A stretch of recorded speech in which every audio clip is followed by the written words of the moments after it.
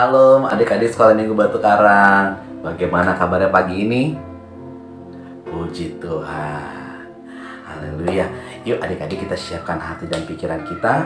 Kita akan memulai ibadah sekolah minggu online kita pada pagi hari ini. Sebelumnya kalian mengajak kalian untuk berdoa. Mari kita berdoa. Kami mengucap syukur Tuhan buat kebaikan Tuhan yang boleh kami alami hari lepas hari. Kami yakin dan percaya Tuhan, Kau Allah yang telah memberkati dan menyertai kami. Kau Tuhan yang telah mencukupi segala kebutuhan kami. Tuhan, pada pagi hari ini Tuhan, kami akan beribadah kepadamu Tuhan.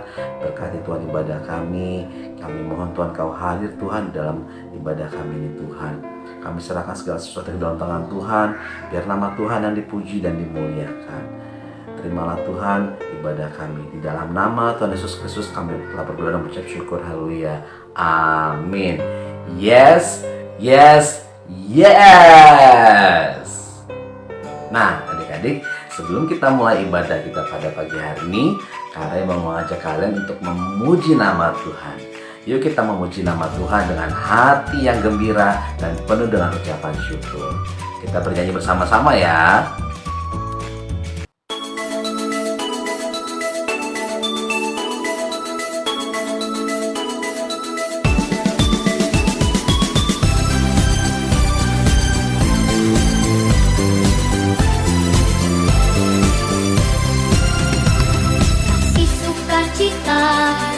Sejahtera, kesabaran, kemurahan, kebaikan, kesetiaan, kelemah lembutan, penguasaan diri. Inilah buah Roh Kudus mengalir dalam hidupku. Ku mau hidup dipimpin Roh Kudus setiap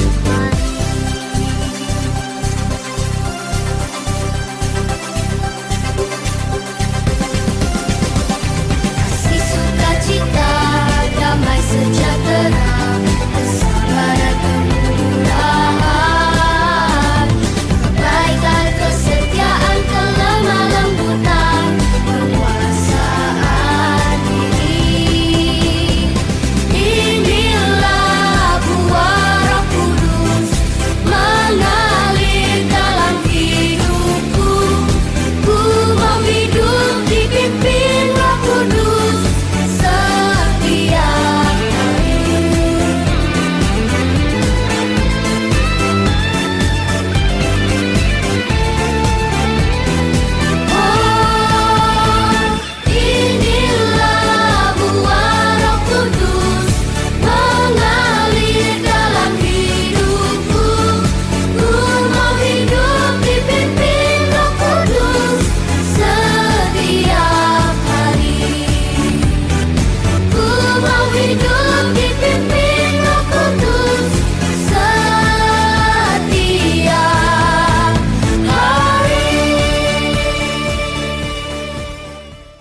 Amin. Nah adik-adik, sebelum kita mendengarkan firman Tuhan, Kak Roy mau mengajak kalian untuk menonton video singkat tentang firman Tuhan pada pagi hari ini. Yuk sama-sama kita menyaksikan video ini. Komik Alkitab Anak Raja Daud dan Absalom. Sumber dari Alkitab Perjanjian Lama Kitab 2 Samuel pasal 15 ayat 1-15.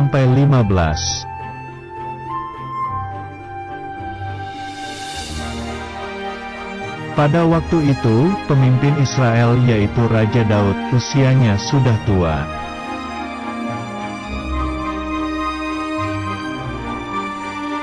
Raja Daud mempunyai anak laki-laki bernama Absalom yang tampan.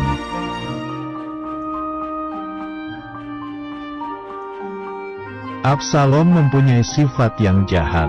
Absalom melukai kakaknya yang bernama Amnon.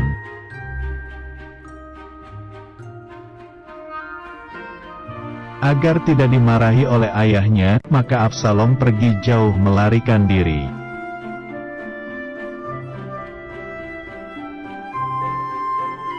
3 tahun kemudian, Raja Daud sudah tidak marah lagi dan ingin bertemu Absalom.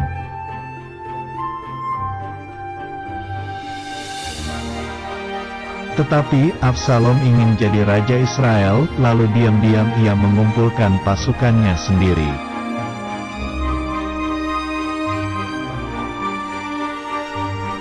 Raja Daud menjadi sangat sedih karena anaknya Absalom tidak menghormati bapaknya.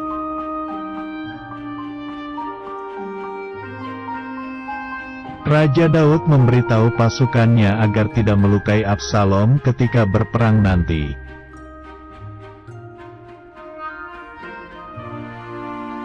Akhirnya, pasukan Raja Daud berperang melawan pasukan Absalom.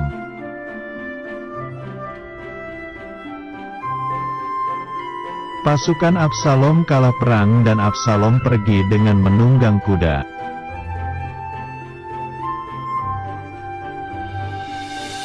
Ketika melewati pohon tarbantin, tiba-tiba kepala Absalom tersangkut pada ranting pohon.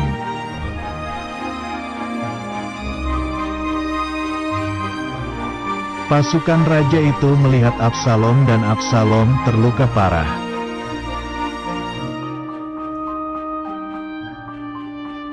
Ketika mendengar Absalom terluka parah dan kalah, Raja Daud menjadi sedih dan menangis.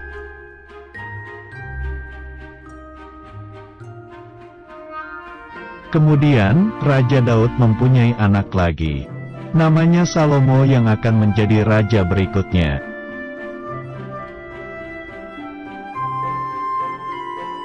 Ayat hafalan. Aku telah memilih jalan kebenaran. Kitab Mazmur pasal 119 ayat 30.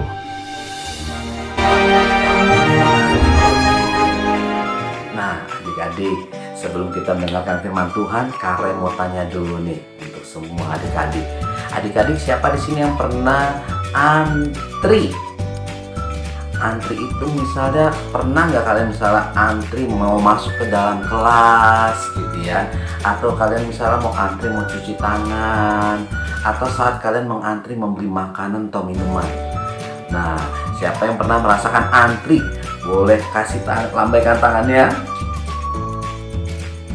Oke, nah adik-adik, pada saat kalian ngantri gitu ya, menunggu antrian gitu, apa sih yang kalian rasakan? Wah, pastinya ada rasa bosen ya karena menunggu gitu ya, dan ada rasanya tuh pengen cepat-cepat gitu ya.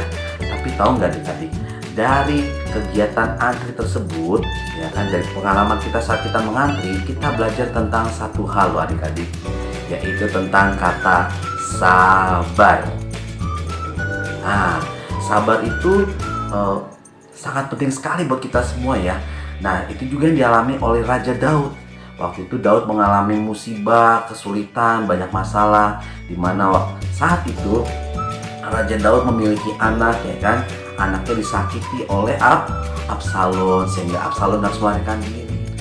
Pada saat Absalom melarikan diri, ya kan, membuat Raja Daud tuh kangen banget sama namanya Absalom, sehingga ia merindukan Absalom dengan sangat. Suatu ketika Absalom kembali lagi ke Raja Daud ya kan. Wah, Raja Daud seneng banget gitu kan ya, setelah penantiannya sekian tahun menunggu, akhirnya Absalom kembali. Tapi tahu nggak adik-adik, ternyata ada masalah lagi. Absalom ternyata pengen menjadi raja gitu kan ya. Saat Raja Daud mendengar Absalom ingin menggantikan dia sebagai seorang raja, wah, Raja Daud sangat sedih sekali. Aduh, kenapa anakku berbuat ini, belum waktunya gitu kan ya. Tapi sekali lagi Raja Daud itu sabar ya. Akhirnya Raja Daud memilih untuk melarikan diri supaya menghindari terjadinya pertumpahan darah.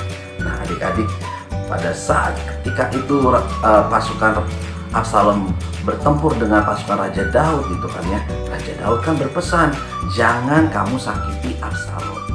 Kenapa Raja Daud memerintahkan pasukan untuk tidak menyakiti Absalom?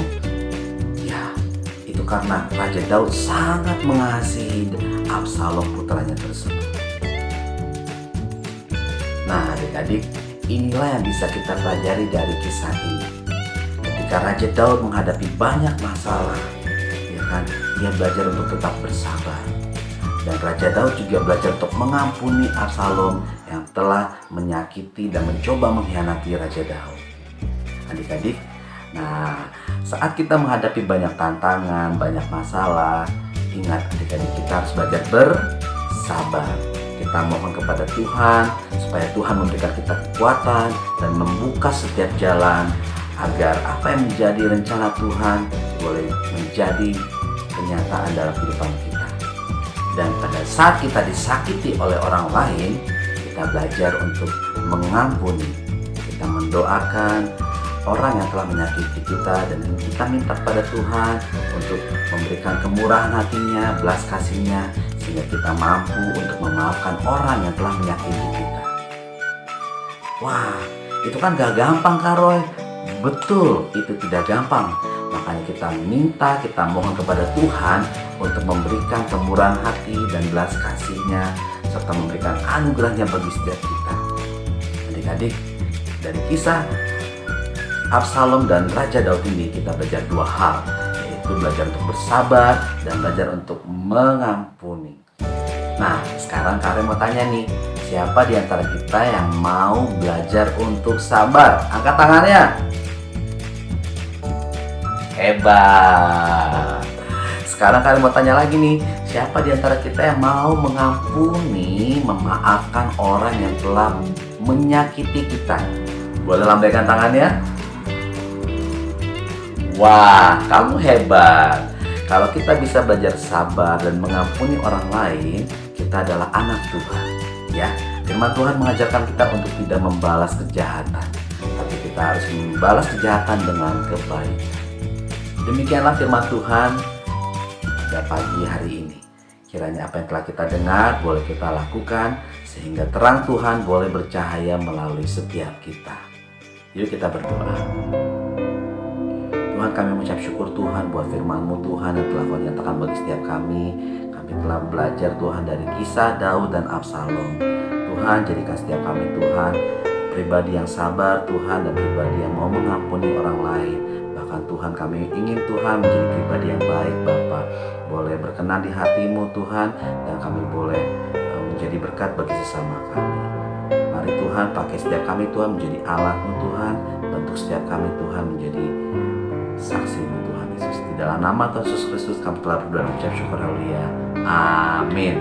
Yes, yes, yes. Sampai jumpa di ibadah sekolah minggu.